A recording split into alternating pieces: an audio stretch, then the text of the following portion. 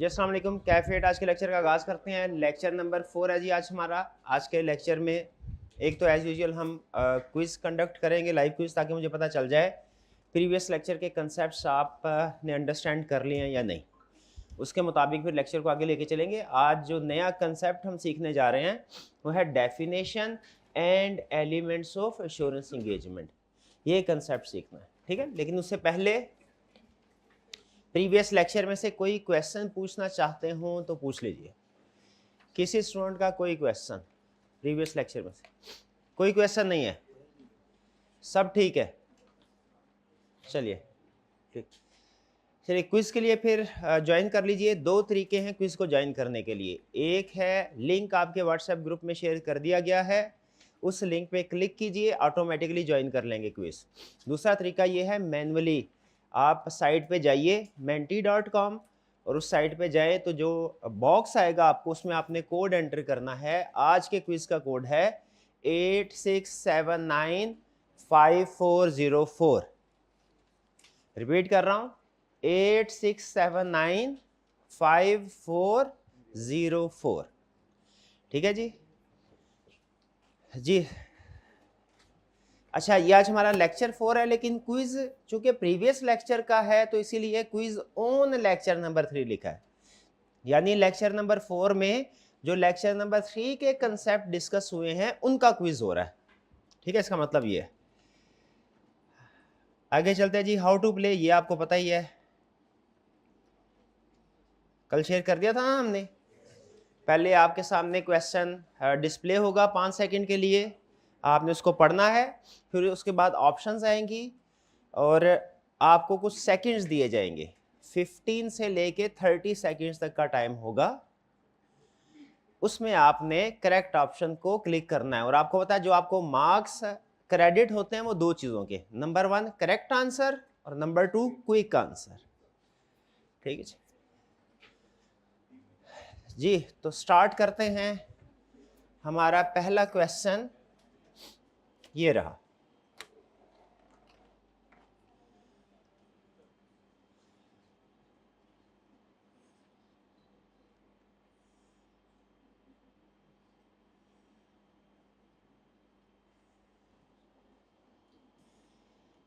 What substantive procedure is used to verify inventories? Inventory को verify करने के लिए कौन सा प्रोसीजर यूज होता है? कंफर्मिंग रिसीवेबल्स, ये इन्वेंट्री के लिए तो नहीं होता। ऑब्जर्विंग फिजिकल स्टॉक अकाउंट्स, ये इन्वेंट्री के लिए होता है। और वेरीफाइंग बैंक रिकंसिलिएशन, ये भी इन्वेंट्री के लिए नहीं होगा। ये किसके लिए होगा फिर? कैश एंड बैंक के लिए, बैंक बैलेंस के लिए। और रिव्यूइंग डेप्रिसिएशन शेड्यूल, जो डेप्रिसिएशन की कैलकुलेशन है, ये भी नॉन करंट एसेट्स के लिए। क्लियर जी? तो हमारा जो रेलिवेंट प्रोसीजर है वो कौन सा होगा? Observing physical account. चलिए जी, अच्छी परफॉर्मेंस रही इसमें। क्वेश्चन 2 ये रहा आपके सामने, आपके मोबाइल की स्क्रीन पे।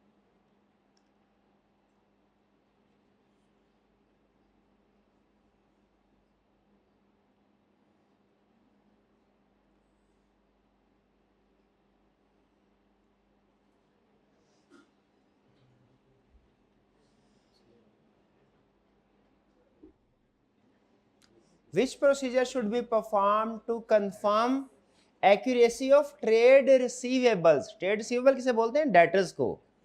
Send direct confirmation to customers, ये डायरेक्ट कंफर्मेशन का मतलब है रिटर्न लेटर सेंड करना। फिर by second verify physical existence of assets. Physical existence of assets का मतलब फिजिकली देखना है एसेट मौजूद है कि नहीं। इससे तो वो एसेट वेरीफाई होगा जो मौजूद है, जो हम चेक कर रहे हैं। उससे डेटर्स तो वेरीफाई नहीं होंगे ना। हमारा जो प्रोसीजर है वेरीफाई करने वाला वो रेलिवेंट होना चाहिए ना। जिस एरिया को वेरीफाई कर रहे हैं उस एरिया से रेलिवेंट प्रोसीजर वो ये है। ये प्रोसीजर ऑडिटर परफॉर्म जरूर करता है, लेकिन इसको वेरीफाई करने के लिए नहीं, वो एसेट को वेरीफाई करने के लिए। फिर नेक्स्ट है रिकंसाइल कैश बैलेंस। ये तो कैश को वेरीफाई करने के लिए प्रोसीजर परफॉर्म करेगा, जबकि उसने क्या पूछा है कि ट्रेड रिसीवेबल को वेरीफाई करने के लिए बताओ। फिर रिव्यू सप्लायर्स इनवॉइसेस, सप्लायर्स कौन होते हैं? क्रेडिटर, डेटर नहीं। अगर यहाँ पे रिव्यू कस्टमर इनवॉइसेस बोलता ना या रिव्यू डेटर, वो ठीक होता, क्योंकि वो डेटर्स के लिए है। ठीक है, एक चीज को वेरीफाई करने के लिए एक से ज्यादा प्रोसीजर हो सकते हैं। तो यहाँ पे रेलिवेंट प्रोसीजर कौन सा हुआ? Direct confirmation. या डायरेक्ट कन्फर्मेशन पता है किसको बोलते हैं? कल हमने हल्का सा डिस्कस किया था ना, जब हम ऑडिटर रिटर्न फॉर्म में किसी से कोई चीज पूछते हैं उसे कहते हैं डायरेक्ट कन्फर्मेशन। ठीक है, कि कंफर्म करवाना। क्लियर जी? ये समझ आ गया? आगे चलते हैं। नेक्स्ट क्वेश्चन 3, ये रहा क्वेश्चन 3 आपके सामने।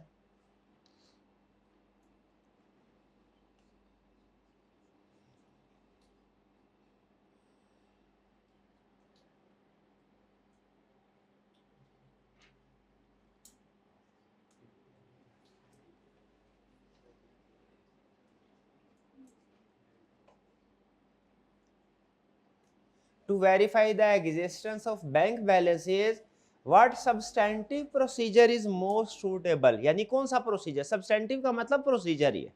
ठीक है, कौन सा प्रोसीजर मोस्ट सुटेबल होगा बैंक बैलेंस के लिए? एक मिनट ठहरे, analyse, okay no problem no problem. Analyse revenue recognition policy, नहीं, ये बैंक बैलेंस के लिए तो नहीं है। फिर इंस्पेक्ट इन्वेंट्री फिजिकली, नहीं ये भी बैंक बैलेंस के लिए नहीं है, ये तो इन्वेंट्री के लिए है। फिर verified trade payable schedule creditors, ये भी इन्वेंट्री के लिए नहीं है, ये बैंक के लिए नहीं है। सेंड बैंक कंफर्मेशन लेटर्स, ये बैंक के लिए सूटेबल है। तो कोई बात नहीं, आपने परेशान नहीं होना। ठीक है, अभी इसको ठीक कर लेते हैं, अभी इसको हम करेक्ट कर लेते हैं, कोई प्रॉब्लम नहीं है। ये आ गया और ये आ गया। ठीक है जी, ये देखिए अब आपके मोबाइल पे उसने करेक्ट कर दिया। इतनी सी बात थी, आप परेशान हो गए थे ना परेशान। आगे चलते हैं जी, रीचेक हो गया आपका आंसर। क्वेश्चन 4, ये रहा जी क्वेश्चन 4।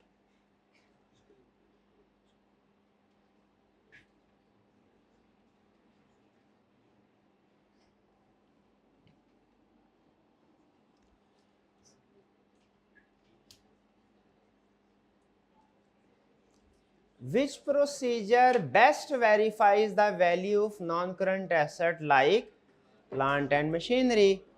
Recalculate interest charges, नहीं, ये तो इंटरेस्ट को वेरीफाई करने के लिए काम किया जाता है।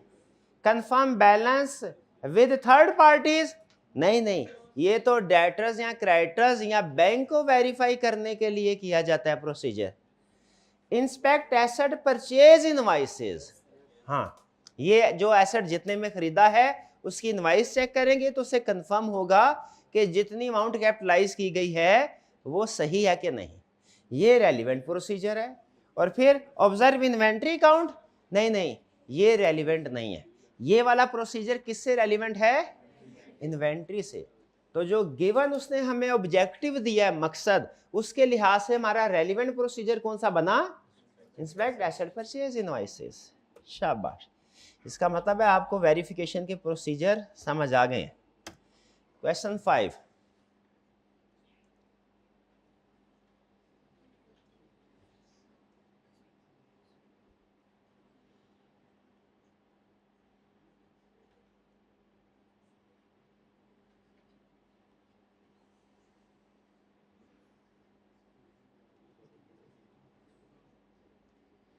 What is the best substantive procedure for verifying pre payment? Pre payment की कोई एक एग्जांपल ले आए, जैसे क्या, जैसे प्रीपेड रेंट, प्रीपेड इंश्योरेंस, बिल्कुल ठीक है। तो उसके लिए कौन सा प्रोसीजर होगा? Trace subsequent cash payment. Subsequent, pre payment में तो पेमेंट पहले हो जाती है, बाद में दोबारा पेमेंट होगी क्या? नहीं होगी।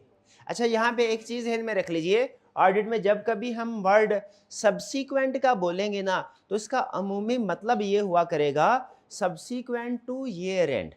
यानी अगर हम जिस साल की फाइनेंशियल स्टेटमेंट्स बनी है, फर्ज कीजिए वो 31 दिसंबर 24 है, तो जब मैं कहूंगा ना सब्सीक्वेंट, तो इसका मतलब क्या होगा 31 दिसंबर 24 के बाद वाली कोई चीज। ठीक है, तो प्री पेमेंट की पेमेंट तो पहले हो जाती है, ईयर एंड से पहले हो जाती है कि ईयर एंड के बाद होती है? पहले हो जाती है। वो तो अक्रूवल की पेमेंट ईयर एंड के बाद होती है, इसीलिए प्री पेमेंट वाली ऑप्शन गलत है ये। ठीक है, कैश को इंस्पेक्ट जरूर कर सकते हैं लेकिन सब्सिक्वेंटली नहीं, ईयर एंड से पहले, ये ऑप्शन गलत। एग्री करते हैं? समझ आ गई बात? फिर कह रहा है confirm directly with customers. Pre payment है, प्री पेमेंट और चीज होती है, डेटर्स क्रेडिटर्स और चीज होते हैं। डेटर्स से जो हमने पैसे वसूल करने होते हैं उन्हें प्री पेमेंट नहीं कहते। वो ये जो प्रोसीजर है ना कंफर्म डायरेक्टली विद कस्टमर, ये डेटर्स या डेटर्स को वेरीफाई करने के लिए परफॉर्म किया जाता है। प्री पेमेंट तो एक्सपेंसेस की होती है, उसके लिए क्या कस्टमर्स को पता होगा हमने कितने एक्सपेंस प्री पे किए हैं? पता होगा कस्टमर को? क्या नहीं पता होगा, तो उसे कंफर्म करवाएंगे तो वो सही प्रोसीजर नहीं है। तो ये दूसरी ऑप्शन भी गलत। तीसरी ऑप्शन कौन सी है? वो कह रहा है inspect related contracts and agreement. हाँ ये ठीक है कि जो भी प्री पेमेंट है, जो भी, जैसे इंश्योरेंस का प्री पेमेंट है तो इंश्योरेंस एग्रीमेंट इंस्पेक्ट कर लो, उससे पता चल जाएगा कि साल में कितनी पेमेंट कब देनी होती थी। रेंट का प्री पेमेंट है तो रेंट का एग्रीमेंट चेक कर लो। ठीक है, उससे पता चल जाएगा, रेंट एग्रीमेंट में लिखा होगा ना कि हर साल या हर महीने इतनी प्री पेमेंट होनी चाहिए। तो इसका रेलिवेंट प्रोसीजर कौन सा है? Third, relevant contract. देखो याद रखें, ये कॉन्ट्रैक्ट हमारे लिए वेरीफाई करना बहुत जरूरी है। जिस जिस एरिया या लाइन आइटम में भी कॉन्ट्रैक्ट बनते हैं ना, जैसे सबसे ज्यादा अहम होता है बैंक लोन, वो वाला एग्रीमेंट हमारे लिए प्रोबेबली सबसे ज्यादा है। फिर उसके बाद सेल्स एग्रीमेंट भी होते हैं, परचेज एग्रीमेंट भी होते हैं, इंश्योरेंस भी। वो जिस जिस एरिया में जो एग्रीमेंट बनता होगा वो हमने चेक करना। तो उसमें करेक्ट प्रोसीजर हमारा C option. Clear? Okay, next question 6।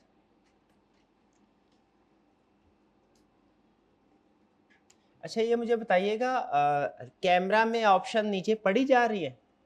वो सही डिस्प्ले हो रही है ना कैमरा में ऑनलाइन वाले स्टूडेंट्स के लिए? फॉन्ट साइज छोटा है? Okay.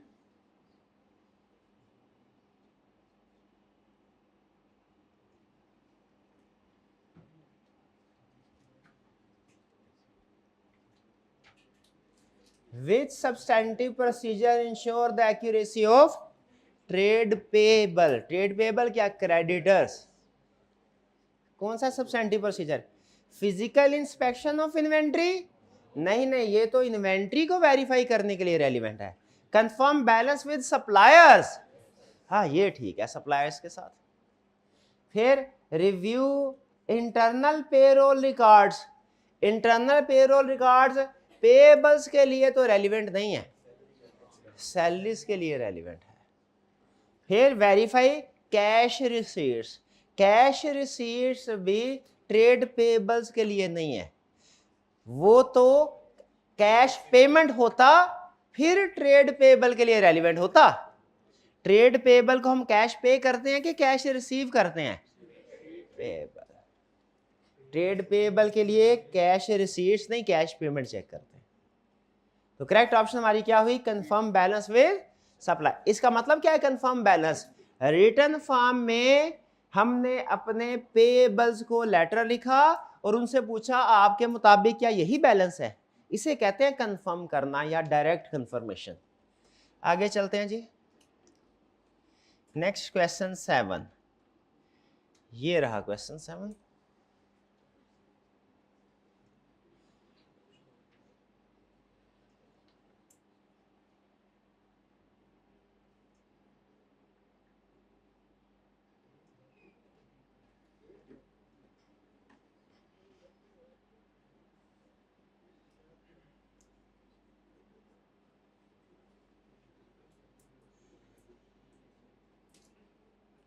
To verify short term borrowings like bank overdraft, which procedure is suitable? कौन कंफर्म बैलेंस विद बैंक। हाँ जी, बैंक के साथ, क्योंकि जिससे लोन लिया हो वो बता सकता है ना कि भाई कितना लोन बाकी है। तो ये शाबाश, ये सही पिक कर लिया आपने। इंस्पेक्ट प्री पेमेंट शेड्यूल, ये गलत है, ये ओवरड्राफ्ट है, प्री पेमेंट तो है ही नहीं। क्वेश्चन 8, ये रहा question.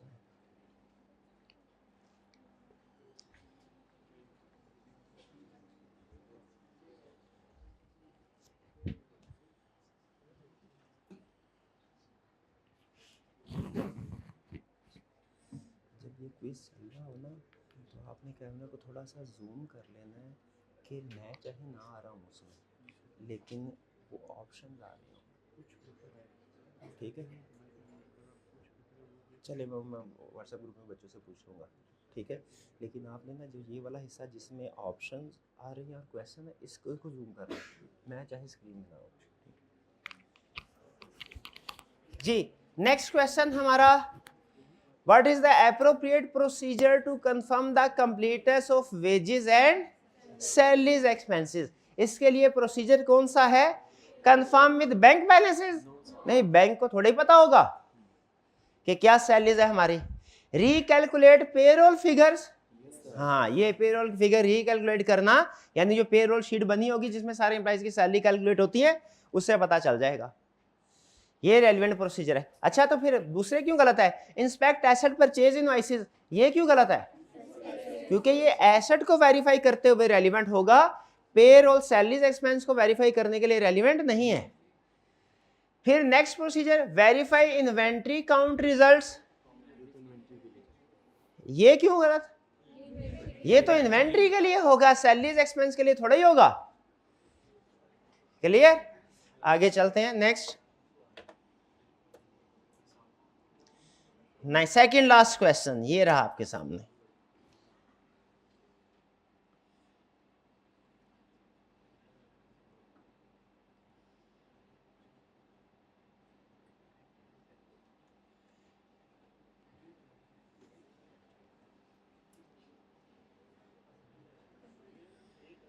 Which substantive procedure verifies the rental income recorded in the financial statements? Check amount into rent agreement. हाँ, रेंट के लिए तो रेंट एग्रीमेंट ही सही प्रोसीजर है। Confirm cash balance with bank, नहीं नहीं, ये तो बैंक बैलेंस के लिए।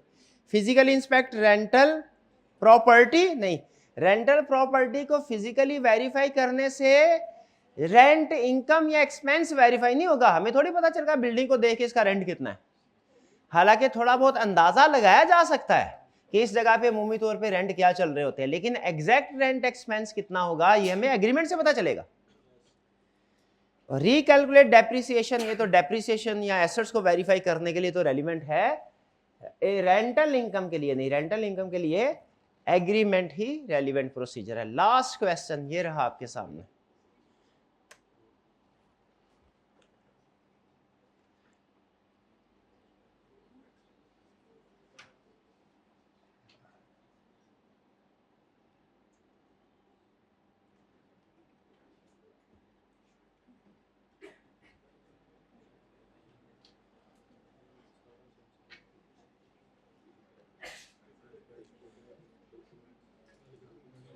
What procedure is used to verify accuracy of accrued expenses?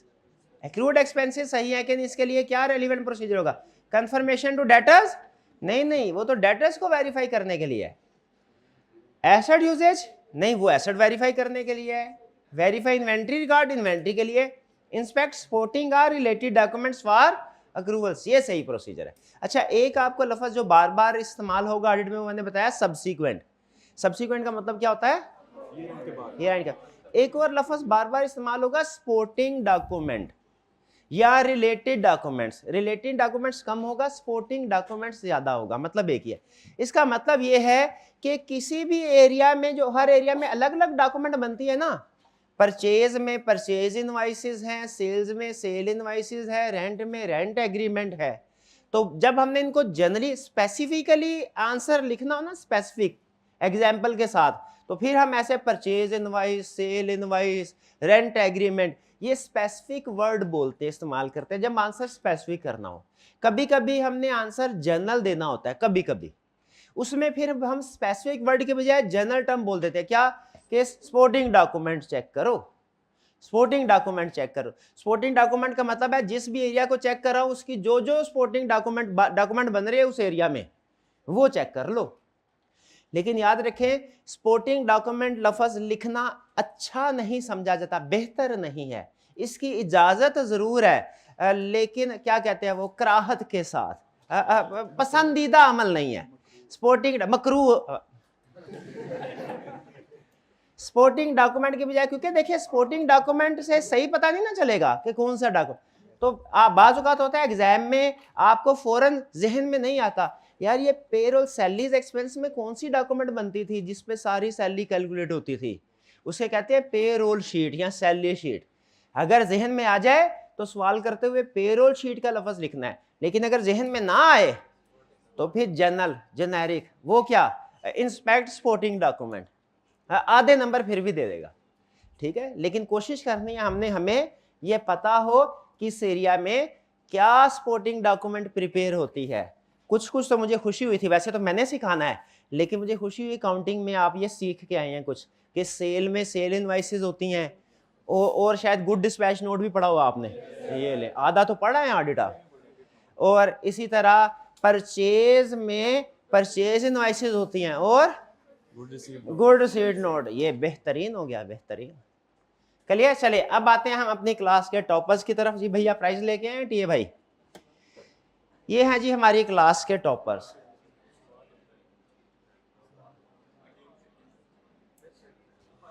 Ji first position, close close सारे क्लोज, ये बहुत कम डिफरेंस है, शाबाश। फर्स्ट पोजीशन किन की है, फर्स्ट पोजीशन, शाबाश हुजैफा खान। फर्स्ट पोजीशन किन की है, हाइब्रिड क्लास में हाथ उठाइए जरा, ये ऑनलाइन वाले, ये हाइब्रिड, ये फीमेल स्टूडेंट है, ये रूम में जो फ्रंट पे है शायद, चले ठीक है। और सेकंड पोजीशन किन की है, सेकंड पोजीशन ये लगता है ऑनलाइन वाला बच्चा है। थर्ड पोजीशन किन की है, शाबाश दीजिए प्राइज इनको। फोर्थ पोजीशन किन की है, रूम 4, शाबाश, ये उधर आपके पास अभी आते हैं। फिफ्थ पोजीशन किसकी है, सिक्स्थ पोजीशन, शाबाश। Seventh position, good. Eighth position, eighth position online वाला बच्चा, हाइब्रिड में भी नहीं है कोई। Ninth position, ninth position, ninth, शाबाश। Tenth position, tenth position, hybrid में एंड पे बैठे हो भाई, चलिए ठीक, करेक्ट। ये था जी हमारा क्विज। क्विज को करते हैं आप क्लोज।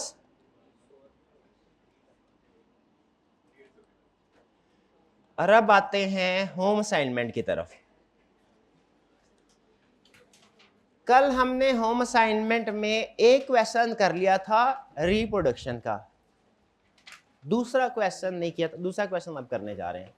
अच्छा, शुरू में जो हम क्वेश्चंस करेंगे ना शुरू के लेक्चर्स में, इनमें टाइम थोड़ा ज़्यादा लगा करेगा, क्योंकि मेरा असल मकसद आपको सवाल समझाना नहीं है, वो उस सवाल को अटेम्प्ट कैसे करना है, उसमें अहम चीज़ क्या क्या है, इंफॉर्मेशन को एनालाइज कैसे करना है, ये समझाना है।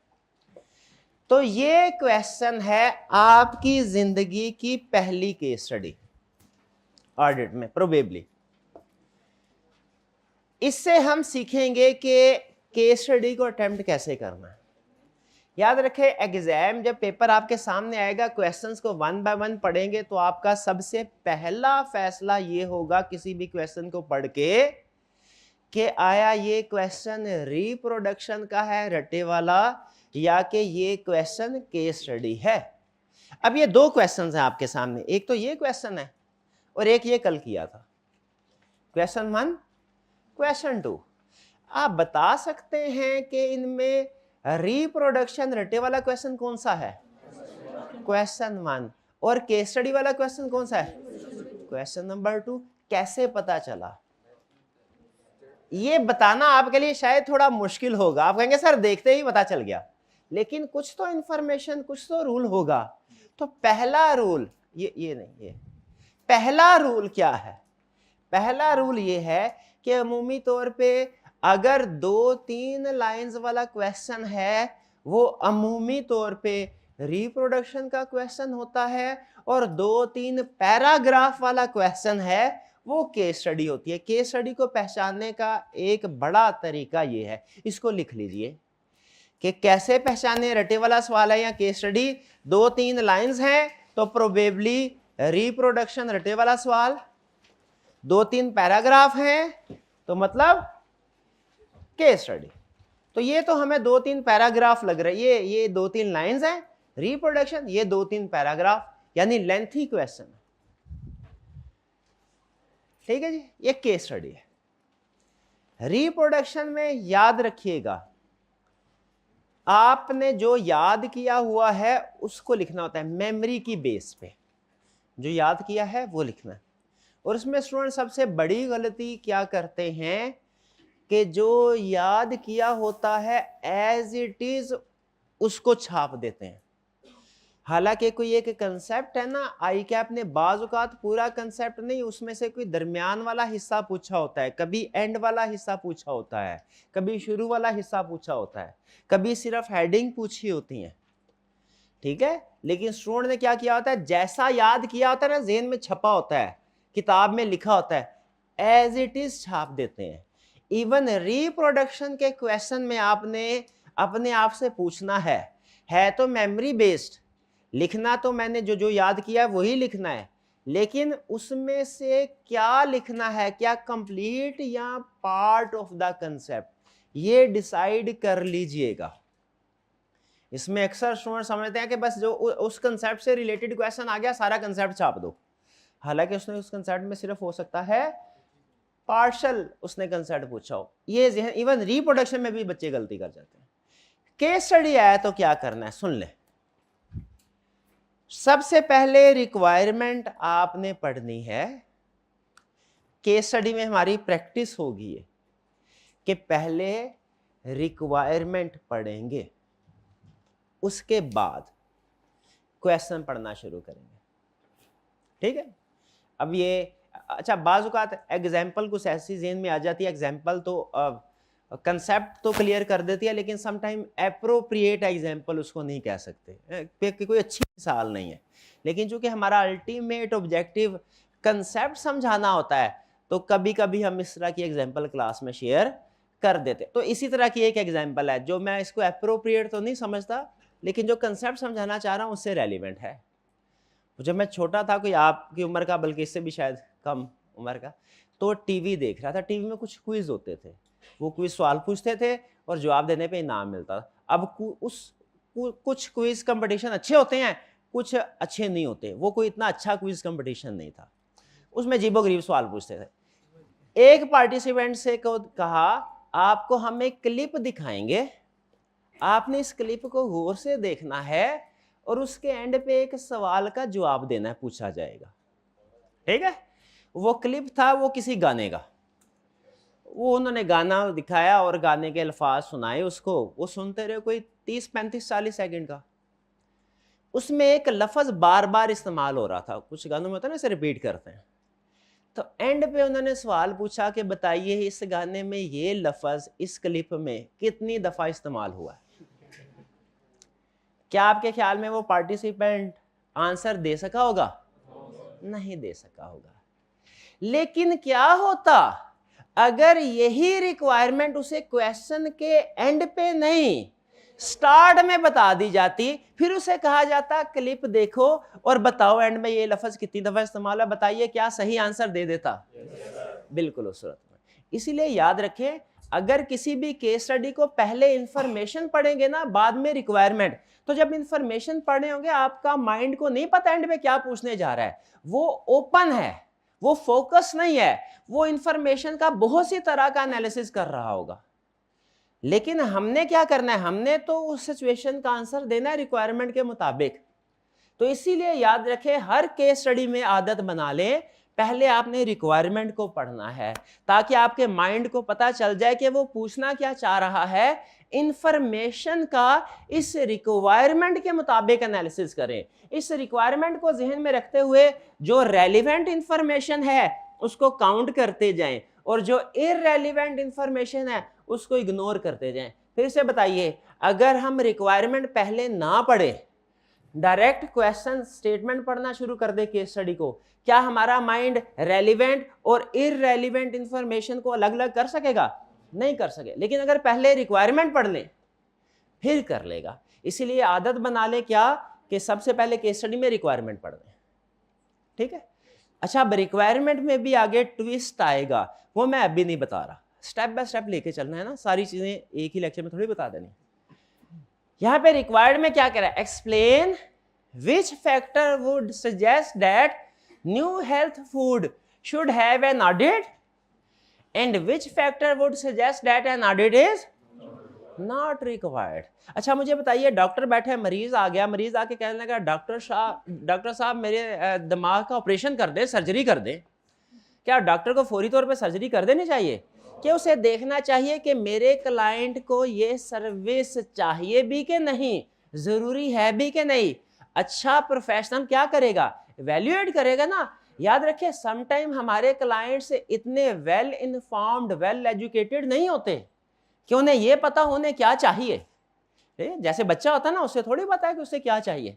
वो तो हर चमकती चीज को देख के समझेगा ये सोना है, ये मुझे हासिल करनी चाहिए। वो तो बड़ों को पता है, ठीक है, कि क्या सोना है, क्या आग है। तो उसी तरह हमारे क्लाइंट को बाज़ औक़ात नहीं पता होता। तो हमें क्या वैल्यूएट करना चाहिए कि हमारे क्लाइंट को ये सर्विस की ज़रूरत है भी कि नहीं है। कि हम सोचें भी पैसा आ रहा है, हमें क्या है, पैसा आ रहा है ठीक है ले आते, नहीं। इसीलिए ये उसने बेसिकली इस केस के ज़रिए से आपको ये सिखा रहा है कि जब कोई क्लाइंट आपके पास आए और कहे भाई हमने ऑडिट करवाना है, तो पहले आप देख लें कि क्या इसको ऑडिट की ज़रूरत है भी या नहीं। किन फैक्टर्स की वजह से हम कह सकते हैं कि ऑडिट के करवाने की ज़रूरत है और किन की वजह से ज़रूरत नहीं है। क्लियर हो गया? अच्छा, अगर आप इसकी रिक्वायरमेंट को पढ़ें तो बज़ाहिर लग रहा होगा ये एक रिक्वायरमेंट है, शाबाश, लेकिन इस धोखे में नहीं आना, ये दो रिक्वायरमेंट है। एक रिक्वायरमेंट है आपने वो फैक्टर्स आइडेंटिफाई करने हैं जिनसे लगे कि ऑडिट होना चाहिए, और फिर दूसरी हेडिंग में वो फैक्टर्स लिखने हैं जिनसे लगे कि ऑडिट करवाने की जरूरत नहीं है। ऐसा ही अकल बताया था ना। रिक्वायरमेंट में वर्ड एंड पावर वर्ड है। एंड का मतलब है आपकी रिक्वायरमेंट अब मजीद बढ़ गई। हालांकि वो चाहता तो इसको रिक्वायरमेंट में पार्ट ए और पार्ट बी कर सकता था, लेकिन उसने नहीं किया। क्यों नहीं किया? ताकि जल्दी जल्दी में एक रिक्वायरमेंट आप भूल जाए अटेम्प्ट करना। क्योंकि जब ए और बी लिखते होते हैं ना, तो हमारी आदत है हम टिक करते हैं। टिक करते हैं तो एंड पे कोई पार्ट रह जाए तो पता चल जाता है। लेकिन इस तरह की सिचुएशन में आप जब पार्ट ए करके टिक करके सोचेंगे पार्ट बी बाद में करेंगे, तो हो सकता है एंड पे आपको याद ना रहे। तो कंप्लीट आंसर हो सकता है कि ना दे इस तरह की सिचुएशन में, जब वो कंटिन्यूस पैराग्राफ में मल्टीपल रिक्वायरमेंट्स ऐड कर देता है। समझ रहे हैं? तो इसलिए आपने इसको एंड को अंडरलाइन कर ले, पता चल जाए पहले भी, और चाहे तो खुद से नंबरिंग कर ले ए और बी क्वेश्चन पेपर के। लेकिन ये क्वेश्चन पेपर आंसर शीट के ऊपर नहीं करनी, क्योंकि आंसर शीट जो स्क्रिप्ट होगा उस पर है ए बी ऑफिशियली, आपने अपने लिए ए बी किया। पढ़ते हैं। You are the senior manager in a small audit firm and your responsibilities include obtaining new clients. क्या आपकी रिस्पॉन्सिबिलिटी है new clients. New client responsibility है तो न्यू क्लाइंट हर सूरत में आना चाहिए, चाहे उसे जरूरत है चाहे नहीं है। ऐसा है क्या? नहीं। याद रखे, बिजनेस तो करना ही है हमने, लेकिन एथिक्स के साथ बिजनेस करना है।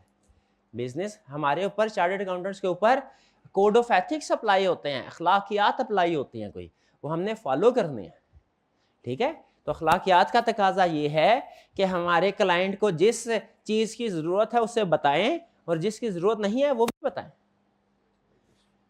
New health food is a family owned partnership with 3 stores. इसमें क्या कोई अहम वर्ड है? Power word. शाबाश, पार्टनरशिप, इसको अंडरलाइन कर लें। कैसे अच्छा, ये किस कैटेगरी में आएगा? ऑडिट शुड बी कंडक्टेड वाली कैटेगरी में, या audit should not be conducted? Should not be conducted. फिर आगे आप लिखें it is partnership concern, therefore audit is not required. ठीक है, कंसेप्ट ये होना चाहिए, अल्फाज आपके अपने हो सकते हैं, लेकिन कंसेप्ट ये होना चाहिए कि पार्टनरशिप के लिए ऑडिट रिक्वायर्ड नहीं है। आगे चले नेक्स्ट। जी जी नहीं, रिक्वायर्ड वाला पाकिस्तान में सिर्फ कंपनीज के लिए, और कंपनीज में भी बड़ी कंपनीज जिनका पेड अप कैपिटल 1 मिलियन से ज्यादा है, प्राइवेट कंपनी पेड अप, उनके लिए रिक्वायर्ड है और पब्लिक के लिए रिक्वायर्ड है। स्मॉल कंपनीज के लिए रिक्वायर्ड नहीं, और पार्टनरशिप के लिए, सोल प्रोप्राइटरशिप के लिए भी रिक्वायर्ड नहीं, एनजीओज के लिए अमूमी तौर पे उनके लिए भी रिक्वायर्ड नहीं होता, नॉट फॉर प्रॉफिट ऑर्गेनाइजेशन। ठीक है, करवाना चाहें तो करवाएं, पर इसके लिए लीगली रिक्वायरमेंट नहीं है, पहली चीज। दूसरा, in discussing the business you learn that new health food is thinking of expanding to a 4th store in a nearby city but is undecided about how to finance the expansion. वो कह रहे हैं कि हम 4th store बनाएंगे, लेकिन finance कैसे करना है, पैसा कहां से आएगा नया स्टोर बनाने के लिए, ये अभी फैसला नहीं हुआ। इसमें कोई अहम इंफॉर्मेशन है जो रिक्वायरमेंट के लिहाज से अहम हो? हाँ, एक्सपेंशन कर रहे हैं, लेकिन अभी क्लियर कट हमें नहीं पता एक्सपेंशन कैसे कर रहे हैं। ठीक है, जरा मजीद इंफॉर्मेशन पढ़ते हैं, शायद क्लियर हो जाए। कह रहे हैं दे आर कंसीडरिंग इधर बोरोइंग फ्रॉम ए बैंक और फ्रॉम एग्जिस्टिंग ओनर्स। हाँ, अब कंप्लीट इंफॉर्मेशन आ गई कि एक्सपेंशन बोरोइंग के लिए भी हो सकती है, एक डील। अब दोनों पॉइंट आ गए। अब बताइए किस सूरत में ऑडिट की जरूरत हो सकती है और किस में नहीं? बोरोइंग से करें तो ऑडिट की जरूरत हो सकती है, और अगर खुद से करें जरूरत नहीं है। तो आप दोनों जगह पे लिख ले, ऑडिट नेसेसरी वाले में लिख ले कि if new store is financed by borrowing then bank will require audit of financial statements. Loan देने के लिए जब तक ऑडिटेड फाइनेंशियल स्टेटमेंट ना हो, बैंक लोन नहीं देता। और if new store is to be financed by shares या sorry capital, share capital, then audit is not required, क्योंकि वो कौन सा किसी से उधार मांग रहे हैं। ठीक है कि नहीं? चलिए 3 पॉइंट हो गए हमारे, इससे 2 पॉइंट निकले हैं। डेट वाले केस में जरूरी होगा और इक्विटी वाले केस में जरूरी नहीं होगा। फिर कह रहे owners are 2 brothers and 2 sisters, 3 of whom actively manage 1 store each and the 4th will manage the new store next year। ये आपके लिए सबसे मुश्किल पॉइंट साबित हुआ होगा कि कह रहा है टोटल 4 बहन भाई हैं, ठीक है, 3 मैनेज कर रहे हैं, एक अभी फिलहाल बिजनेस को मैनेज नहीं कर रहा। स्लीपिंग पार्टनर, तो बताइए स्लीपिंग पार्टनर घर में बैठा होगा, वो सोच रहा होगा कि मेरे अपने बहन भाई हैं, खूनी रिश्ता है, ये तो मुझे कभी धोखा नहीं देंगे, जो भी बात करेंगे हमेशा सच बोलेंगे, तो ये जो फाइनेंशियल स्टेटमेंट्स बनाएंगे बिल्कुल ठीक होंगी। ऐसा है क्या?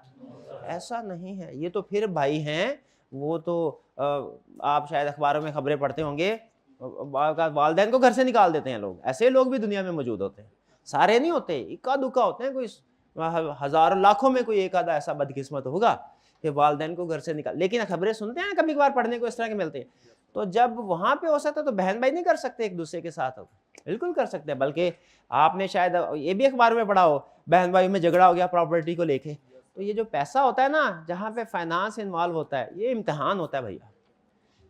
तो क्या एक दूसरे के साथ ये बहन भाई फ्रॉड कर सकते हैं कि नहीं कर सकते? शाबाश, बिल्कुल कर सकते हैं। बहुत कम ऐसा होता है कि हो, लेकिन हो सकता है। और आपको पता है हमने एज ऑडिट, हमारा प्रोफेशन क्या सिखाता है? नेगेटिव। एहतियात बेहतर है, एहतियात बेहतर है। ब्लाइंडली किसी पे रिलाय करने से बेहतर है कि बंदा एहतियात करे। ठीक है, असूल ठीक है कि नहीं ठीक?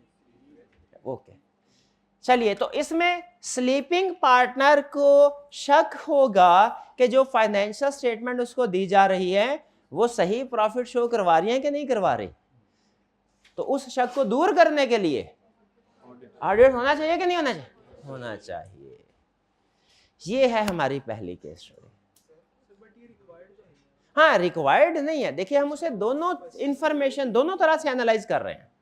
रिक्वायर्ड नहीं है, लेकिन अगर करवा ले तो स्लीपिंग पार्टनर के लिए बेहतर है, अगर करवा ले तो बैंक से लोन लेने के लिए आसानी हो जाए। हाँ जी, किन फैक्टर्स, अच्छा एक, हाँ जी, लेकिन क्या कोई पार्टनर भी रिक्वायर कर सकता है? आपने बिजनेस लॉ में पढ़ा होगा, स्लीपिंग पार्टनर होते हैं जो घर बैठे होते हैं। क्या उनकी ये रिक्वायरमेंट होगी कि जो फाइनेंशियल स्टेटमेंट्स उनको बिजनेस की मिले वो सही हो? तो वो भी रिक्वायर कर सकते हैं कि नहीं? लीगली रिक्वायर्ड नहीं होगा, लेकिन कोई पार्टनर रिक्वायर कर सकता है इस सिचुएशन में। ठीक है जी, जी जी पूछिए, क्या क्वेश्चन है मेरे भाई? जी मेरे भाई आवाज बंद होगी, पूछिए। जी जी आ रही है आवाज। सर अगर एक क्लाइंट को जरूरत नहीं है ऑडिट करवाने की, लेकिन वो फिर भी इंसिस्ट कर रहा है, तो उस टाइम पे क्या करना चाहिए? देखिए अगर जरूरत नहीं है लेकिन ऑडिट करवा रहा है क्लाइंट, तो हमें उसे बता देना चाहिए कि आपको इस वक्त ऑडिट की नहीं, किसी और सर्विस की जरूरत है। आहो, और भी सर्विसेज होती हैं, और भी सर्विसेज होती हैं, ठीक है, बता देना चाहिए। लेकिन फिर भी अगर क्लाइंट इंसिस्ट करे तो फिर आप कर सकते हैं, फिर कर सकते हैं, ठीक है। लेकिन याद रखें ये आपकी जजमेंट पे डिपेंड करता है। कुछ प्रैक्टिशनर, कुछ ऑडिटर ऐसे होते हैं वो फिर भी नहीं करते, कहते हैं जब हमारा दिल नहीं मान रहा तो हमने नहीं कर। अब जैसे फर्ज कीजिए मेरे पास कोई स्टूडेंट आ गया, वो कहने लगा सर मुझे ऑडिट पढ़ाएं, मैंने कहा बिल्कुल पढ़ा दूंगा। कहने लगा नहीं सर, जो सिलेबस है वो इंडिया वाला होना चाहिए, इंडिया में भी चार्टर्ड अकाउंटेंट होते हैं, वहां का जो ऑडिट का सिलेबस है मैंने वो पढ़ना है। मैंने कहा पेपर कौन सा देना है? पेपर आई कैप वाला देना है। अब क्या मुझे कह देना चाहिए ठीक है भाई तुम्हारी मर्जी, मुझे तो फीस से गर्ज है मैं पढ़ा देता हूँ? क्या मुझे पढ़ा देना चाहिए? पहले मैं क्या कहूंगा, पहले मैं अपने क्लाइंट को बताऊंगा भाई ये एप्रोप्रिएट सर्विस नहीं है, आपको चाहिए आई कैप का पेपर देना है, आई कैप के सिलेबस के मुताबिक तैयारी करें। लेकिन अगर वो कहे नहीं नहीं नहीं मैंने तो उसी के मुताबिक पढ़ना है, तो फिर यहाँ पे आपकी जजमेंट है। कुछ एक्सेप्ट कर लेते हैं इसको, लेकिन वो जो एंगेजमेंट लेटर होता है ना, जो एग्रीमेंट होता है, उसमें लिख देते हैं कि भाई हमने वार्न कर दिया था फिर भी ये कह रहा है कि मुझे पढ़ा दे। और कुछ कहते हैं नहीं हमारा ज़मीर नहीं मानता, ये गलत प्रैक्टिस। वो बहरहाल आपकी जजमेंट है, लेकिन क्लाइंट को बताना ज़रूरी होता है कि आपका ये डिमांड जो है ये करंट हालात में अप्रोप्रिएट नहीं।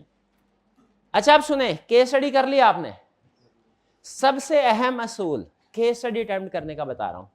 पहला मैंने आपको असूल ये बताया कि एग्जाम में पहचानेंगे कैसे कि ये रिप्रोडक्शन का क्वेश्चन है कि केस स्टडी का।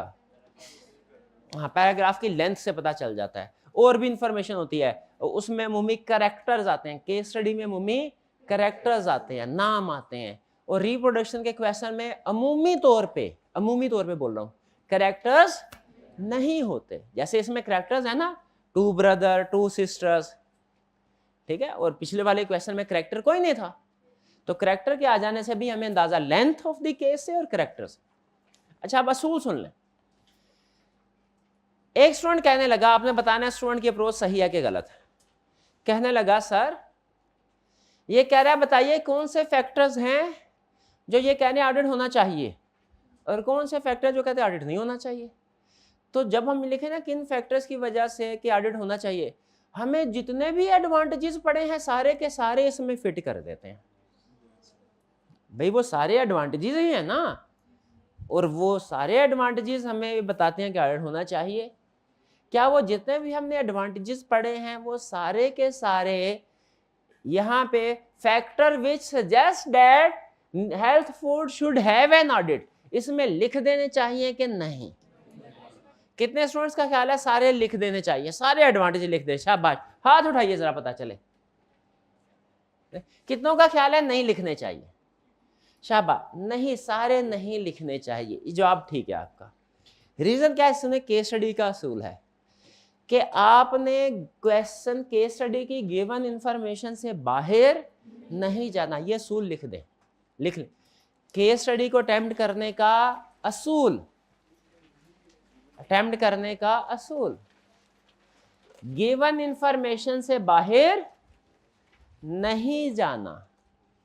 यानी क्वेश्चन में उसने जिस जिस एडवांटेज का जिक्र किया है वो तो आप लिखेंगे, जिसका जिक्र नहीं किया वो आपने सॉल्यूशन में नहीं लिखना। बात समझ आ रही है? केस स्टडी का असूल है गिवन इंफॉर्मेशन से बाहर नहीं जाते, वरना रिप्रोडक्शन के क्वेश्चन में केस स्टडी में फर्क ही कोई ना रह गया। ठीक है, यहां पे भी अगर आप देखें, कह रहा है मुझे न्यू फूड के बारे में बताओ, यानी स्पेसिफिकली इस कंपनी के बारे में बताओ, मुझे जर्नी सब के बारे में ना बताओ। असूल समझ रहे हैं कि केस स्टडी का क्या असूल है कि आपने सॉल्यूशन जब लिखना है, गिवन इंफॉर्मेशन जो है क्वेश्चन की इसके अंदर रह के लिखना है, इससे बाहर नहीं जाना, वरना वो रिप्रोडक्शन का क्वेश्चन बन जाएगा। मार्क्स ज्यादा हो फिर भी असूल यही है, गिवन इंफॉर्मेशन के अंदर रहना है, गिवन इंफॉर्मेशन से बाहर नहीं जाना, वरना वो रिप्रोडक्शन बन जाएगा। क्लियर जी? चलिए, ये था हमारा असाइनमेंट की डिस्कशन, और खास तौर पे केस स्टडी कैसे अटेम्प्ट करनी है। इसमें एक मैंने आपको सिखाया केस स्टडी को पहचानना, कैसे पहचानेंगे, फिर आपको ये बताया मैंने कि सबसे पहले केस स्टडी की रिक्वायरमेंट पढ़नी है, और तीसरी चीज केस स्टडी अटेम्प्ट करने के हवाले से बताई कि क्या करना है, गिवन इंफॉर्मेशन से बाहर नहीं जाना। चलिए, आज का नया कंसेप्ट सीखने के लिए तैयार है?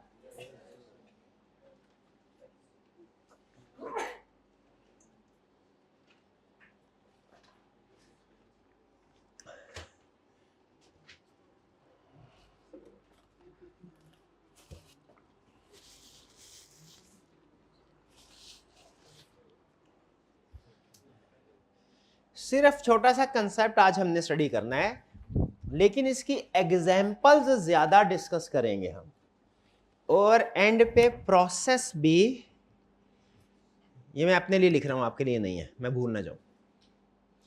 एग्जाम्पल, हमने अभी तक की केस स्टडी, अभी तक की जितना भी सीखा है ऑडिट, उसमें ये सीखा है कि एक ऑडिट एंगेजमेंट में 3 पार्टीज होती हैं, शेयर होल्डर्स, मैनेजमेंट या डायरेक्टर भी कह लेने, बीओडी, और ऑडिटर्स। ऑडिटर्स के बगैर जब जिंदगी गुजारते थे ये लोग, तो क्या होता था, management financial statements directly share holder को देते थे। ऐसा ही है, उसमें शेयर होल्डर को शक होता था कि कहीं इन्होंने प्रॉफिट ओवरस्टेट ना किया हो अपनी परफॉर्मेंस शो करवाने के लिए। लेकिन जब ऑडिटर आया, फिर क्या तब्दीली आई, चेंज आया कि अब जो मैनेजमेंट है ये financial statements direct share holders को देने के बजाय पहले ऑडिटर को देते हैं। ऑडिटर इन फाइनेंशियल स्टेटमेंट्स को चेक करता है और रिपोर्ट देता है शेयर होल्डर्स को। यानी शेयर होल्डर को अब 2 चीजें जाएंगी, एक नहीं, एक फाइनेंशियल स्टेटमेंट्स और एक फाइनेंशियल स्टेटमेंट के साथ अटैच्ड होगी ऑडिट रिपोर्ट, जो ये बताएगी कि ये फाइनेंशियल स्टेटमेंट सही है या इनमें कोई गड़बड़ है। अच्छा, मुझे ये बताइए, ऑडिट रिपोर्ट के बगैर share holders in financial statements के बारे में क्या श्योर होते थे कि ये ठीक है? नहीं। लेकिन ऑडिट रिपोर्ट के बाद क्या शेयर होल्डर श्योर होते हैं कि ये फाइनेंशियल स्टेटमेंट ठीक है? शेयर होल्डर श्योर होते हैं? पक्की बात। तो क्या मैं ये कह सकता हूं कि ऑडिटर जब शेयर होल्डर्स को ऑडिट रिपोर्ट देता है तो वो ऑडिट रिपोर्ट तो दे ही रहा है, साथ साथ एश्योरेंस भी दे रहा है कि ये फाइनेंशियल स्टेटमेंट्स ठीक हैं? क्या ऑडिट रिपोर्ट की शक्ल में शेयर होल्डर्स को एश्योरेंस भी मिल रही है? मिल रही है? एश्योरेंस, श्योरिटी, यकीन दिखानी, बिल्कुल मिल रही है। तो क्या मैं ये कह सकता हूं कि जो ऑडिटर है वो एश्योरेंस प्रोवाइडर भी है? क्या ये कह सकता हूं? बिल्कुल, क्योंकि वो एश्योरेंस प्रोवाइड कर रहा है। अगर ऑडिटर एश्योरेंस प्रोवाइडर है या एश्योरेंस प्रोवाइडर भी है, तो फिर अगर ऑडिटर को मैं एश्योरेंस प्रोवाइडर कह सकता हूं, तो क्या ऑडिट को एश्योरेंस एंगेजमेंट भी कह सकता हूं? बिल्कुल कह सकता हूं। ठीक है, यही टर्म आपको एक्सप्लेन करनी है, एश्योरेंस एंगेजमेंट क्या है। आसान तरीन अल्फाज में सुन ले, एश्योरेंस एंगेजमेंट ऑडिट का दूसरा नाम है। टेक्निकली फर्क है, लेकिन आसान तरीन अल्फाज में अभी तक उसका दूसरा नाम है, थोड़ा टेक्निकल नाम है, लेकिन बहरहाल फ़र्क है। हम इसको फिर टेक्निकली सीखेंगे कि एश्योरेंस एंगेजमेंट किसे कहते हैं। ठीक है, वैसे सादा ज़बान में एश्योरेंस एंगेजमेंट क्या है? एक ऐसी एंगेजमेंट का मतलब प्रोजेक्ट, जॉब, टास्क, एक्टिविटी, इस सेंस में ये वर्ड यूज हुआ है। तो एश्योरेंस एंगेजमेंट का मतलब ऐसी जॉब, ऐसा टास्क, ऐसी एक्टिविटी जिसमें एक पर्सन यानी ऑडिटर फाइनेंशियल स्टेटमेंट्स को चेक करता है और फिर रिपोर्ट की शक्ल में शेयर होल्डर को श्योरिटी प्रोवाइड करता है कि फाइनेंशियल स्टेटमेंट्स ठीक हैं, जिससे शेयर होल्डर का कॉन्फिडेंस बढ़ जाता है फाइनेंशियल स्टेटमेंट्स की एक्यूरेसी के बारे में। ये है एश्योरेंस एंगेजमेंट।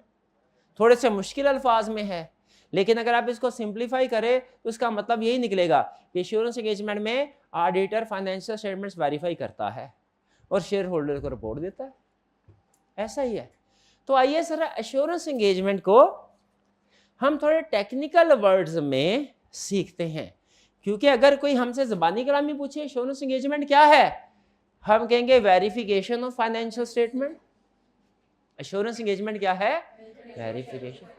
लेकिन अगर यही सवाल हमसे आईकैब ने पूछा ना, फिर हमने उसे इतने सिंपल वर्ड्स में नहीं बताना।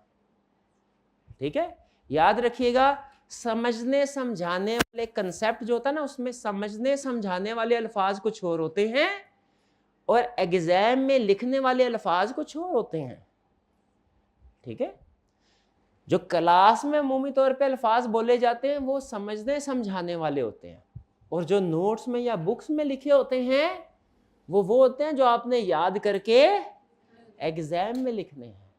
और स्टूडेंट अक्सर गलती शुरू में ऑडिट में क्या करते हैं भला, जो क्लास में अल्फाज सुने होते हैं ना वो ही आंसर में लिख देते हैं। टेस्ट नंबर 1 में ऐसे होता है, लिखा होता है एश्योरेंस एंगेजमेंट को डिफाइन करे, तो बजाय कि ये वाली डेफिनेशन जो लिखी हुई है वो लिखने के कहते हैं assurance engagement means verification of financial statement, जो कि गलत है। उसके नंबर कंसेप्चुअली ठीक है लेकिन मार्क्स नहीं मिलेंगे। जब जो डेफिनेशन होती है ना, देखें आईकैब क्या कहता है, आप अपने अल्फाज में ऑडिट के कंसेप्ट लिख सकते हैं, लेकिन जो डेफिनेशन होती है ना और कुछ टेक्निकल टर्म्स वो आपको एज इट इज याद करने पड़ते हैं। डेफिनेशन तो खुद की नहीं ना बना सकते, वो तो वही होनी चाहिए। अच्छा, अब सुने एश्योरेंस एंगेजमेंट की डेफिनेशन। कह रहे एश्योरेंस एंगेजमेंट क्या है? Assurance engagement means an engagement in which A practitioner obtains evidence about valuation of a subject matter against suitable criteria and expresses his conclusion to enhance the confidence of intended users other than responsible parties।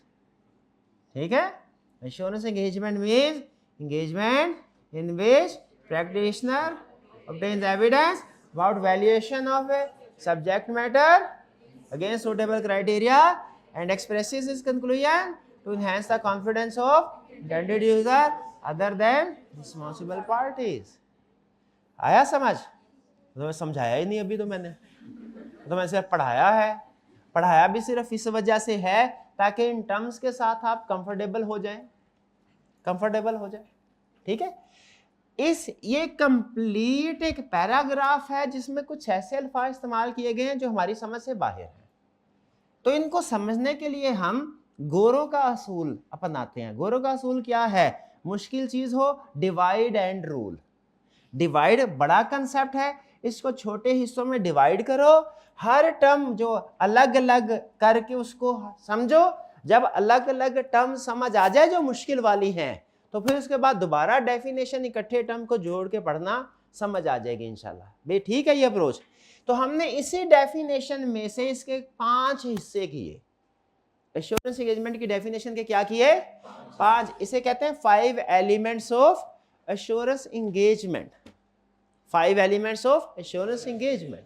Assurance engagement याद रखें conceptually क्या है? Verification of financial statement. Concept पक्का रखें अपने ज़हन में। याद करने के लिए इसको समझ रहे हैं, एग्जाम में क्वेश्चन आए तो हम लिख पाए। पहला एलिमेंट क्या, यानी निशानियां, कैरेक्टरिस्टिक्स, कैरेक्टरिस्टिक्स, ठीक है, शानियां, ये चीजें होंगी तो वो पता नहीं साइंस की किताब होती थी एक, उसमें अजीबो गरीब चीजें लिखी होती थी, उनमें एक चीज लिखी होती, पता नहीं क्या था, हशरात की तारीफ बयान करे। तो उसमें लिखा था, वो उसके उर्दू में पढ़ी मैंने, लिखा था उसके 3 हिस्से होते हैं, सर, धड़ और पेड़। बस इतनी साइंस याद है, ऐसे ही है ना। उसके 3 हिस्से होते थे। हमारी इंश्योरेंस एंगेजमेंट के कितने हिस्से हैं? 5। पहला हिस्सा क्या है? कहता है 3 पार्टी रिलेशनशिप। कहता है दुनिया में कोई भी इंश्योरेंस एंगेजमेंट होगी उसमें 3 पार्टीज जरूर होंगी, ना 2 ना 4। कितनी पार्टीज होंगी? 3। कौन कौन सी 3 पार्टीज? शेयर होल्डर, मैनेजमेंट, हाँ, इसको थोड़ा टेक्निकल वर्ड्स में बोलते हैं। शेयर होल्डर यानी यूजर्स, इंटेंडेड यूजर्स। मैनेजमेंट यानी रिस्पॉन्सिबल पार्टी, रिस्पॉन्सिबल पार्टी। और ऑडिटर यानी प्रैक्टिशनर। अच्छा भाई, ये मैनेजमेंट को रिस्पॉन्सिबल पार्टी क्यों बोलते हैं? क्योंकि वो रिस्पॉन्सिबल है टू प्रिपेयर फाइनेंशियल स्टेटमेंट। अच्छा, ये ओनर्स को इंटेंडेड यूजर्स क्यों कहते हैं? क्योंकि उन्होंने फाइनेंशियल स्टेटमेंट को यूज करना है, उनके लिए बन रही है। और ये ऑडिटर को प्रैक्टिशनर, जनरल वर्ड क्यों बोला? क्योंकि वो एक प्रैक्टिशनर है, वो एक प्रोफेशनल है। जैसे लॉयर्स भी प्रैक्टिशनर है, प्रोफेशनल है, डॉक्टर्स भी प्रैक्टिशनर है। कभी कभी लिखा होता है ना उनके नाम के साथ प्रैक्टिस, तो हम भी तो प्रोफेशनल है, प्रैक्टिशनर है। तो समझ आ गया? इसका मतलब ये हुआ, अभी हमें इतना पता चल गया कि इस डेफिनेशन में जो ये प्रैक्टिशनर लिखा है इसका मतलब है ऑडिटर, और ये जो लिखा हुआ है इंटेंडेड यूजर इसका मतलब शेयर होल्डर, और जो रिस्पॉन्सिबल पार्टी लिखा हुआ है मैनेजमेंट। क्लियर जी? अच्छा, explain with the help of example. अगर हम बैंक के पास जाएं लोन लेने के लिए, कंपनी जाए, सीईओ बैंक के पास लोन लेने के लिए गया, बैंक ने बोला नहीं नहीं फाइनेंशियल स्टेटमेंट्स का ऑडिट करवा के लाओ। सीईओ ने ऑडिट करवाया एक फर्म से और बैंक को फाइनेंशियल स्टेटमेंट्स और ऑडिट रिपोर्ट दे दी। इसमें बताइए 3 पार्टी रिलेशनशिप कैसे है? इसमें रिस्पॉन्सिबल पार्टी कौन है? रिस्पॉन्सिबल पार्टी कौन है? सीईओ, शाबाश। इंटेंडेड यूजर कौन है? बैंक। और प्रैक्टिशनर कौन है? वो ऑडिटर, सीएफएम। क्लियर हो गया?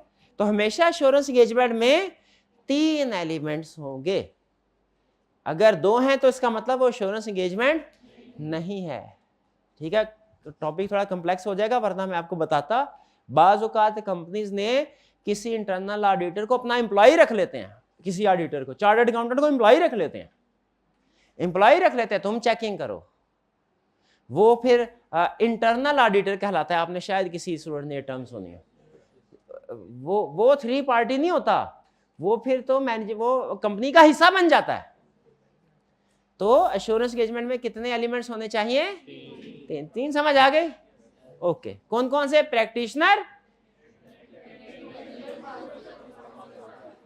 रिस्पॉन्सिबल पार्टी और इंटेंडेड। दूसरा, a subject matter. Subject matter कहते हैं उस चीज को जिसको वेरीफाई किया जा रहा है। शाबाश, फाइनेंशियल स्टेटमेंट्स को, फाइनेंशियल स्टेटमेंट्स को, जिस चीज को वेरीफाई किया जा रहा है। लेकिन याद रखें, प्रैक्टिस में सिर्फ सब्जेक्ट मैटर फाइनेंशियल स्टेटमेंट नहीं, कुछ और भी हो सकता है।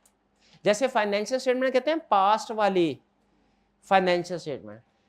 बाज़ औक़ात हम फ्यूचर की भी फाइनेंशियल स्टेटमेंट्स बनाते हैं, जिसे फाइनेंशियल स्टेटमेंट टेक्निकली नहीं कहना चाहिए। बजट, वो क्या होता है? बजट। ठीक है, उसको भी हम वेरीफाई कर सकते हैं। पास्ट यानी हिस्टोरिकल फाइनेंशियल स्टेटमेंट्स भी सब्जेक्ट मैटर क्या है जिसको वेरीफाई करेंगे? वो क्या है?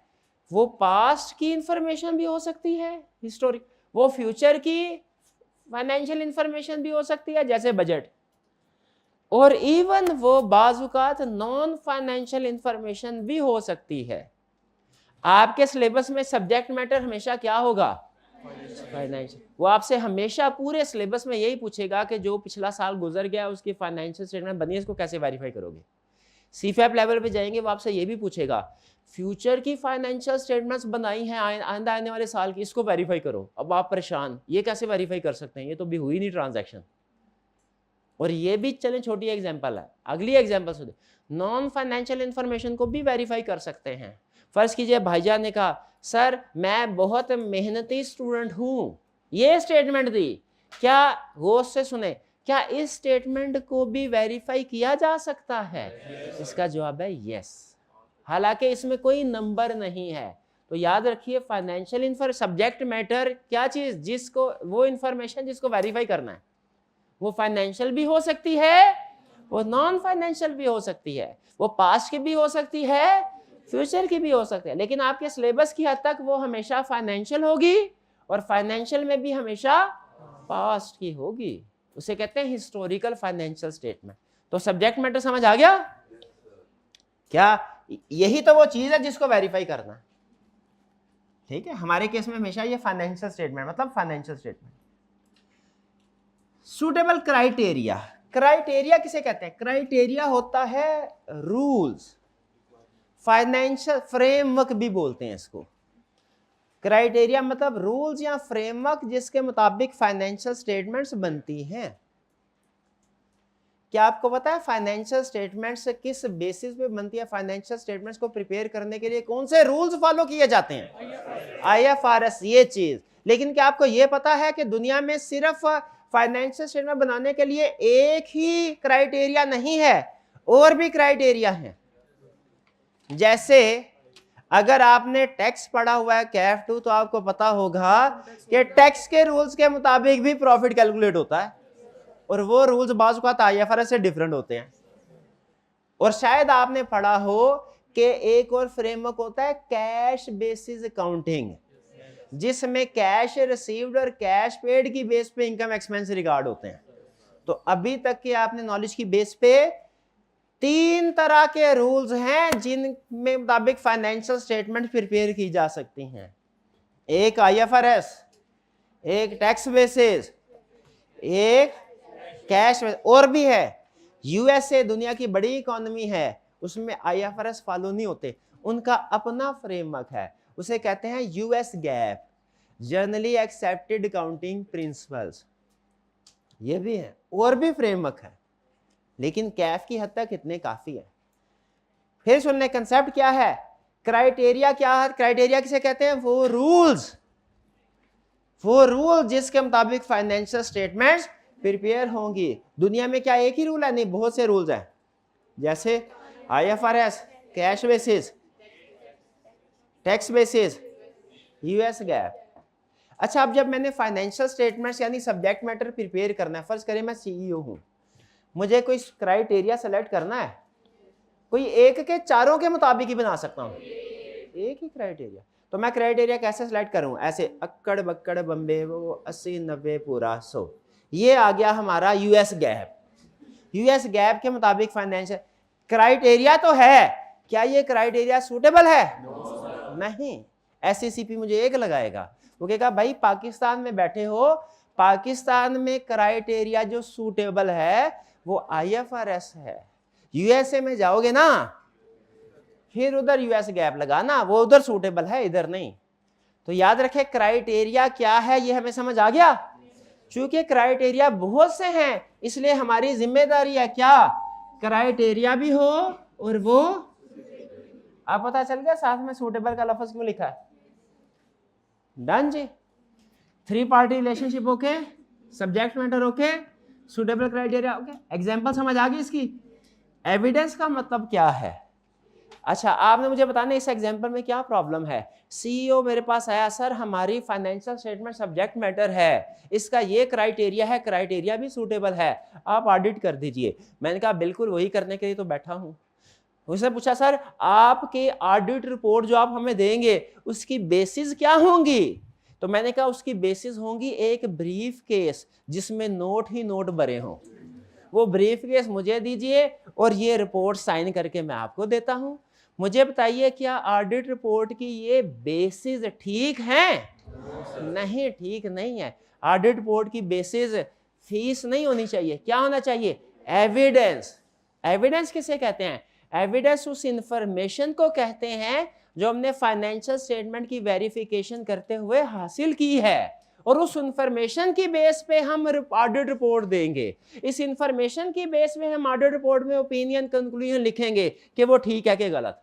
ब्रीफ केस बेसिस नहीं है। बेसिस क्या है? ऑडिट रिपोर्ट की बेसिस क्या है? एविडेंस किसे बोलते हैं? वो इंफॉर्मेशन जो आपने वेरिफिकेशन करते हुए ऑब्टेन की। जैसे अभी सुबह की एक्सरसाइज में आपने जितने भी क्वेश्चन अटेम्प्ट किए ना, वो सारे एविडेंस ही थे। सेल्स को वेरीफाई करते हुए क्या एविडेंस ऑब्टेन करेंगे? Sale invoices. परचेजेस को वेरीफाई करते हुए क्या एविडेंस ऑब्टेन करेंगे? परचेज इनवॉइसेस पूरी हैं तो मतलब फाइनेंशियल में ठीक है। परचेज इनवॉइस की अमाउंट ऊपर नीचे है, फाइनेंशियल स्टेटमेंट गलत है। रेंट एक्सपेंस को वेरीफाई करते हुए क्या एविडेंस ऑब्टेन करेंगे? ठीक है। अच्छा जरा बताइए क्या इस सिचुएशन में क्या प्रॉब्लम है? ये भाईजान आए मेरे पास, सर ऑडिट कर दीजिए। हमने कहा बिल्कुल ठीक है। उसने कहा सर ब्रीफकेस दूं? मैंने कहा रिश्वत? रिश्वत नहीं, रिश्वत लेने वाला देने वाला दोनों जहन्नमी, रिश्वत नहीं हम लेते। उन्होंने कहा ठीक है सर काम शुरू करें। मैंने कहा लेकिन एविडेंस लेने की भी जरूरत नहीं है। माशाल्लाह आप इतने नेक शरीफ सूरत लग रहे हैं माशाल्लाह, ठीक है। सर पे टोपी और दाढ़ी, हाथ में तस्बीह, और ज़्यादा वक्त मस्जिद में गुजारते हैं, अल्लाह वाले हैं आप। आपने तो जो काम किया होगा बिल्कुल ठीक किया होगा। साइन कर दिया रिपोर्ट को। क्या ठीक किया मैंने?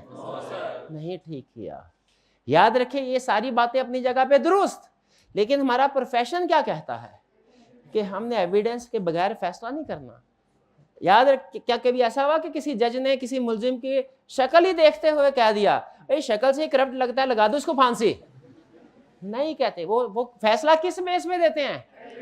एविडेंस की बेस पे, तमाम सबूतों और गवाहों के बयानात की रोशनी में। ऐसा ही है। तो याद रखे वो जज प्रोफेशनल है, प्रैक्टिशनर है, हम भी प्रोफेशनल है, प्रैक्टिशनर है। हमने भी जो फैसला देना है किस बेस पे देना है? एविडेंस क्या है? वो इंफॉर्मेशन जो हम कलेक्ट करते हैं प्रोसीजर परफॉर्म करके। वो अगर एविडेंस हमें सारा सही मिल गया, वहां पे पता चल गया सब ठीक है, तो हम रिपोर्ट में कह देंगे सब ठीक है, वरना गलत। अच्छा एक चीज है एविडेंस। एविडेंस इकट्ठा कर दिया कि तमाम सबूत और गवाहों के बयानात, ये एविडेंस है। फिर लास्ट एलिमेंट क्या है? Written assurance report. कि ये हमारा फैसला है, ये एविडेंस है। फैसले पे पहुंचने के लिए जो इंफॉर्मेशन इकट्ठी की, ये एविडेंस वो है। और ये रिटन एश्योरेंस रिपोर्ट क्या है? एक पेज जिसमें हमने लिखा होता है स्टैंडर्डाइज फॉर्मेट में कि फाइनेंशियल स्टेटमेंट्स ठीक हैं या गलत हैं। एविडेंस में लिखा हो, याद रखें हमारी रिपोर्ट और एविडेंस मैच करनी चाहिए। अगर एविडेंस में कोई गलतियां नजर आए तो हम रिपोर्ट में क्या लिखें कि फाइनेंशियल स्टेटमेंट्स में गड़बड़ है, और अगर एविडेंस से हमें कोई गलती सामने नहीं आई तो रिपोर्ट में क्या लिखेंगे? कोई गलती नहीं। क्लियर? अगर एविडेंस और रिटन एश्योरेंस रिपोर्ट में आपको फर्क समझ आ गया तो एक सवाल का जवाब बताइएगा। ये दोनों रिटन फॉर्म डॉक्यूमेंट्री होती है मोहम्मद, एविडेंस भी और रिपोर्ट भी। इनमें से एक चीज सिर्फ ऑडिटर के पास रह जाती है और एक चीज पूरी दुनिया को सर्कुलेट की जाती है। शाबाश। एविडेंस क्या होता है? सिर्फ ऑडिटर। और रिटन एश्योरेंस रिपोर्ट क्या है? तो अब देखिए, अब दोबारा पढ़ते हैं डेफिनेशन को। ये सारे एलिमेंट्स क्लियर हो गए। अब क्या कह रहा है? सब assurance engagement means an engagement, ऐसा काम इन विच ए प्रैक्टिशनर, यानी जिसमें ऑडिटर होता है। वो ऑडिटर क्या करता है? Obtain evidence. वो एविडेंस ऑब्टेन करता है किस लिए? वैल्यूएशन का मतलब वेरीफाई करना, ताकि वो वैल्यूएट करे, वेरीफाई करे। क्या वेरीफाई करे? कि सब्जेक्ट मैटर यानी फाइनेंशियल स्टेटमेंट्स, ठीक है, अगेंस्ट सूटेबल क्राइटेरिया, वो IFRS के मुताबिक बनी है कि नहीं। ठीक है। एश्योरेंस एंगेजमेंट ऐसा काम है जिसमें ऑडिटर एविडेंस इकट्ठा करता है ताकि वेरीफाई करे कि फाइनेंशियल स्टेटमेंट्स IFRS के मुताबिक बनी है कि नहीं बनी, और फिर जो भी उसका नतीजा होगा कि फाइनेंशियल स्टेटमेंट सही बनी है या नहीं बनी, वो रिपोर्ट की शक्ल में देगा। किसको देगा? इंटेंडेड यूजर्स को, ताकि उनका कॉन्फिडेंस बढ़े। अदर देन रिस्पॉन्सिबल पार्टी का मतलब क्या? कि जो कॉन्फिडेंस बढ़ेगा ना, अब वो यूजर्स का बनेगा, मैनेजमेंट का नहीं। मैनेजमेंट का कॉन्फिडेंस क्यों नहीं बढ़ेगा? मैनेजमेंट कहती है हमने तो कॉन्फिडेंस पहले ही हमारा हाई था, हम ही ने तो फाइनेंशियल स्टेटमेंट्स बनाई हैं। तो जब ऑडिट होता है इसके बाद कॉन्फिडेंस किसका बढ़ता है? शेयर होल्डर का। मैनेजमेंट का तो नहीं बढ़ेगा। मैनेजमेंट कहेगी सर हमें तो पहले ही पता था, हमने सारा काम ठीक किया, हमने तो खुद किया है। ये तो शेयर होल्डर हम पे एतराज करते थे, शक करते थे, इनका कॉन्फिडेंस बढ़ाए, हमारा ऑलरेडी मैक्सिमम है अपने काम के बारे में। भाई ये बात समझ आई? चलिए अच्छा, अगर ये पांचों एलिमेंट होंगे तो क्या होगा? और अगर इनमें से एक भी मिसिंग हुआ, नो इंश्योरेंस। एंड पे सिर्फ 2 मिनट में मैं चाहता हूं एक प्रोसेस प्रैक्टिकली आपके साथ शेयर कर दूं कि प्रैक्टिकली होता क्या है, जरा सुनिएगा। प्रैक्टिकली जिस कंपनी ने अपनी फाइनेंशियल स्टेटमेंट्स का ऑडिट करवाना है ना, पहले उसके शेयर होल्डर सारे इकट्ठे होते हैं एक मीटिंग में, उसे लीगल लैंग्वेज में कहते हैं एनुअल जनरल मीटिंग। वो शेयर होल्डर उसमें एक ऑडिटर को अपॉइंट करते हैं, ठीक है, CFM को, और मैनेजमेंट से कहते हैं कि अब ये ऑडिटर फाइनेंशियल स्टेटमेंट्स को चेक करके हमें रिपोर्ट देगा, आपने इनके साथ कोऑपरेट करना है। ऑडिटर अपॉइंट हो गया, ये 3 पार्टी हो गई। फिर इसके बाद ऑडिटर फाइनेंशियल स्टेटमेंट्स मैनेजमेंट से कहता है लाओ मुझे फाइनेंशियल स्टेटमेंट दो। मैनेजमेंट फाइनेंशियल स्टेटमेंट्स देगी तो ऑडिटर काम शुरू करेगा। मैनेजमेंट फाइनेंशियल स्टेटमेंट्स प्रिपेयर करते हैं। फिर ऑडिटर पूछता है फ्रेमवर्क कौन सा है, वो कहते हैं IFRS। ऑडिटर IFRS की बुक जाके बाजार से खरीद लेता है। क्यों? क्योंकि उसने उसके मुताबिक चेक करना है बनी है कि नहीं बनी। फिर वो फाइनेंशियल स्टेटमेंट देखता है, IFRS देखता है, खोल के सफ़े आगे पीछे करके कि उसके मुताबिक बनी है कि नहीं। अगला एरिया आया, सफ़े खोल के देखा उसके मुताबिक बनी है कि नहीं, उसके मुताबिक है। ये सारा ऑडिटर ने क्या किया? एविडेंस इकट्ठा किया। क्या एविडेंस इकट्ठा किया? कि फाइनेंशियल स्टेटमेंट्स IFRS के मुताबिक है कि नहीं। फिर ऑडिटर ने जब सारा काम हो गया 1.5-2 महीने बाद, फिर ऑडिटर ने बैठ के एक सफ़ा टाइप किया। कौन सा? ऑडिटर। उसके अंदर अपना कंक्लूजन या ओपिनियन दिया। क्या? कि फाइनेंशियल स्टेटमेंट ठीक है या गलत है। और ये ओपिनियन या कंक्लूजन किस बेस पे होगा? एविडेंस में मिस स्टेटमेंट नहीं निकली तो हम कहेंगे फाइनेंशियल में ठीक है, और अगर एविडेंस में से पता चला मिस स्टेटमेंट है, मॉडिफाइड ओपिनियन, हम कहेंगे फाइनेंशियल में गड़बड़ है। और फिर ये रिपोर्ट किसको दे दी जाती है? यानी ऑडिटर प्रैक्टिकली क्या होता है? प्रैक्टिकली ऑडिटर ये कहता है मैनेजमेंट को, ए मैनेजमेंट अपनी फाइनेंशियल स्टेटमेंट के साथ हमारी ऑडिट रिपोर्ट स्टेपल कर दो और फिर ये भेजो, फिर ये भेज दो शेयर होल्डर को। ठीक है जी। अच्छा, आपके जहन में ये नहीं आना चाहिए कि इसमें अगर मैनेजमेंट ने रिपोर्ट में हेराफेरी कर दी तो वो हेराफेरी नहीं करती, क्योंकि हम वेबसाइट के ऊपर अपलोडेड होती है ये प्रैक्टिकली। ये प्रोसेस थोड़ा समझ आ गया आपको? एलिमेंट्स ऑफ इंश्योरेंस समझ आ गए? चलिए, आज आके रीडिंग करनी है आपने और आज की होम असाइनमेंट भी करनी है। कोई क्वेश्चन हो तो पूछ लीजिए। कोई क्वेश्चन नहीं? चलिए आज का लेक्चर यहाँ खत्म करते हैं हम। अल्लाह हाफ़िज़।